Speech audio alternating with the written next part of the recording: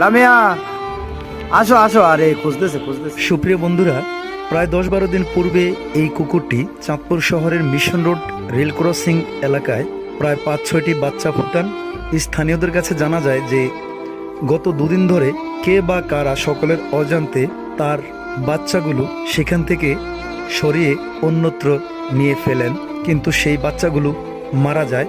আর যার কারণে এই মা কুকুরটি কিন্তু গত দুদিন ধরে মিশন রোড এলাকার বিভিন্ন স্থানে কিন্তু ছটপট করে এদিক সেদিক পাগলের মতো তার বাচ্চাগুলোকে খুঁজে বেড়াচ্ছেন।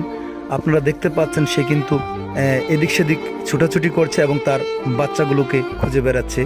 বাচ্চাদেরকে সে যে তার দুধ খাওয়াতো, সেই দুধের ওলানগুলো কিন্তু অনেকটা ভারী হয়ে গেছে। দুধ জমে জমে কিন্তু তার দুধের ওলান ভারী হয়ে গেছে। সে কিন্তু ব্যথায় কাতরাচ্ছে। সে খুব অসহায়ের মতো কিন্তু গত দুদিন ধরে মিশন রোড এলাকায় এভাবে তার বাচ্চাগুলোকে খুঁজে বেড়াতে দেখা যায়। খুব আফসোস হয় যে মানুষ কেন এত নিষ্ঠুর হয়। এই নিরীহ প্রাণীগুলো তো কখনো কারো ক্ষতি করেনি, তারা তো কখনো কারণ ছাড়া কখনো কারো ক্ষতি করে না। বা এই যে কুকুর, তারা কিন্তু জলাতঙ্ক ছাড়া কিন্তু কখনোই মানুষকে কামড়ায় না। কিন্তু আফসোসের বিষয় যে মানুষ কেন এতটা নিষ্ঠুর হয়ে তার বাচ্চাগুলো এভাবে সেখান থেকে সরিয়ে নিয়েছে।